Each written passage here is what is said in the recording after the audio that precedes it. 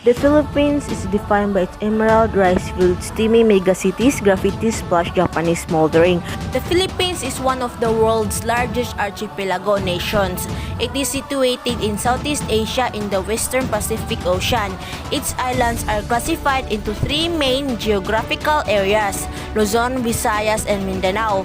Because of its archipelagic nature, Philippines is a culturally diverse country, with its topography consisting of mountainous terrains, dense forests, plains, and coastal areas. The Philippines is rich in biodiversity. It is considered as one of the mega biodiversity countries in the world with a high percentage of flora and fauna endemism. Filipino are known as settlers in many parts of the world. They are like the chameleons who easily adapt to different environments. They thrive to survive. Survival of the fittest is their banner. Filipinos are very fond of music. They use various materials to create sound. They love performing dances like tinikling and cariñosa, and group singing during festival celebration.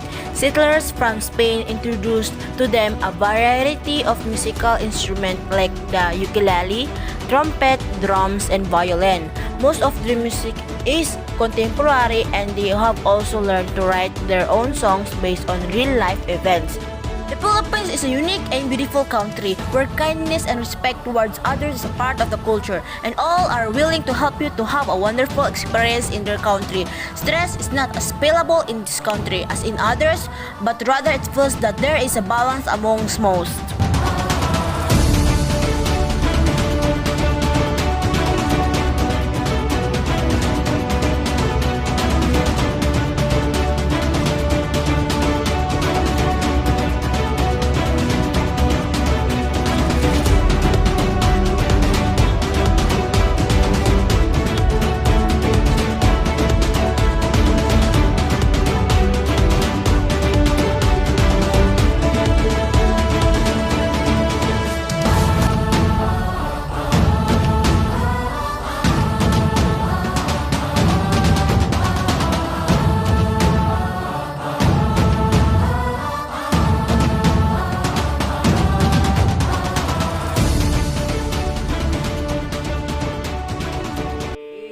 It's not just Philippines destination that make this country what I consider to be the best country, not just in Southeast Asia, but the entire world. The people, scuba diving, beaches, waterfalls, adventure, underground rivers, whale sharks, and the Philippine tarsier.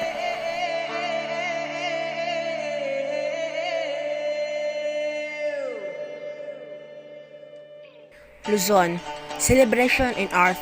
The Philippine region of the Luzon is very well known for its craftsmanship, with each of its 30 provinces having its own specialty. The majority of our Philippine national artists work from design, and as an artist, I know how art is the reflection of the world around you. That's what makes Philippines have color in our history, but it's really the art that color it for us.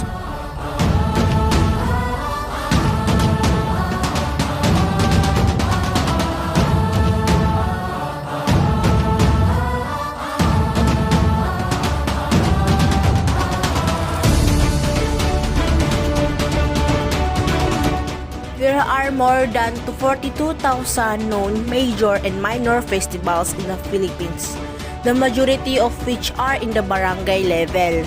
Due to the thousands of town, city, provincial, national, and village fiestas in the country, the Philippines has traditionally been known as the capital of the world's festivities.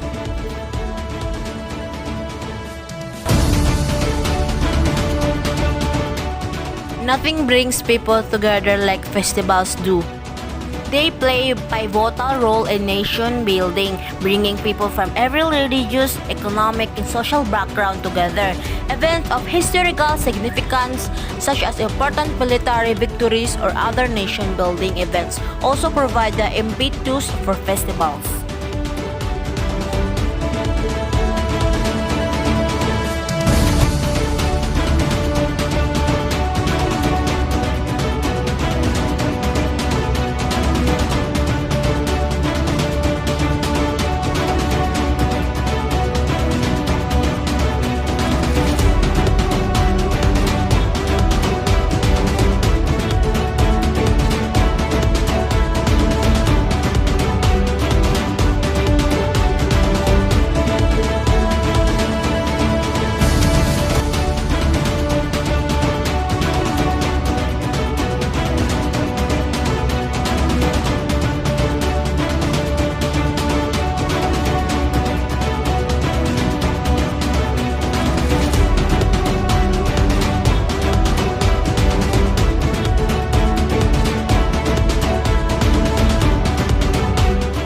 Traditionally, the fiesta is a time of joyful celebration for Filipinos who cook heaps of hearty food, throw open their doors to visitors, and parade in the street.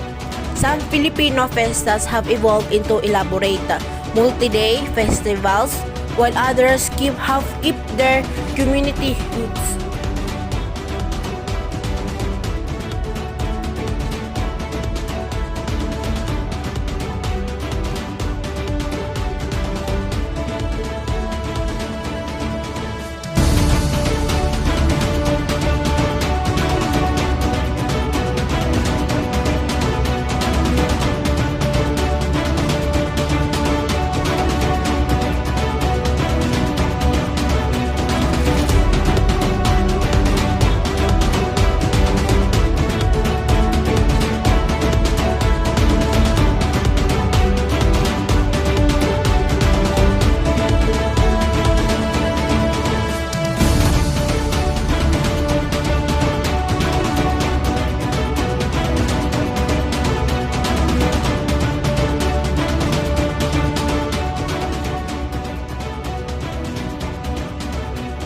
Food just brings people together. No matter what the differences in our case, nationalities and lifestyles might be, Filipinos are considered to be among the most hospitable people in the world, and this is very evident in the way they welcome people into their homes. The Philippines is an amazing country, and I've spent nearly a year of my life here. The culture shock in the Philippines is less extreme than most places in Asia like Japan or Tajikistan. Because everyone can speak fluent English. that being said, that there are many quirky things I've noticed about this country that might have you scratching your head, like eating spaghetti with red hot dogs and replacing toilet paper with buckets of water. So now I present you with the top 5 wackiest things about the Filipino culture. Number 1 is balut. Balut is a very popular street snack that is developing wild duck embryo that already has bones and feathers, but balut is one of the hardest things to swallow. Number 2 is social media obsessed. But no other nation is even close to using social media as much as Filipinos do, particularly Facebook. They are on it all day long. In fact, they love being online so much that they earn the title of social networking capital of the world. And on the same note, one selfie is never enough. Number 3 is Filipino time. God, where's John? He's supposed to be here in 5 minutes. I don't know. Call him, call him. I'll call him. What? Hey, where are you? I'm already on my way. Most island countries will claim to have their own lazy time, but nothing is slower than Filipino time. In other words, being late here means being early. Now, sometimes I feel like they do it on purpose. Number 4, spoon and fork. Calling most of the world to my acknowledge, use a knife and a fork to eat. If they are not using chopstick or their hands, spoons are only used for eating soup and dessert.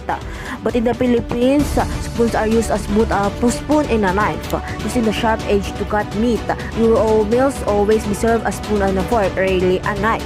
Number 5 is nosy people. As I've said many times, Filipinos are the friendliest people in the world, but sometimes they are too friendly. As a foreigner, they will ask me so many questions simply because they are curious to know, and they aren't shy to be overly directed. Drew, you don't look well. Drew, I think you gained weight. Please do not mistake this video as a negative one. It was made out of pure good intention. I love this country more than any other, and I just wanted to share some of my perspective with you. Here are the 7 major religions here in the Philippines. First is Judaism, Christianity, Islam, Hinduism, Buddhism, Sikhism, Animalism. Though there are so many religions here in the Philippines, we are still one because we live here in the Philippines and we will united one day. The bayan is a Filipino custom derived from a Filipino word bayan. The Bayanihan spirit shows Filipinos' concept of helping one another, most especially in times of need without expecting anything in return, like this situation like COVID. Filipinos strongly believe in helping their kababayans in any possible way they can do to extend a helping hand. It is a beautiful Filipino mentality of helping one another. Our lives, our families, and our needs are our responsibility. This means we must be prepared, resilient, and to do things for our family, for everyone in a community.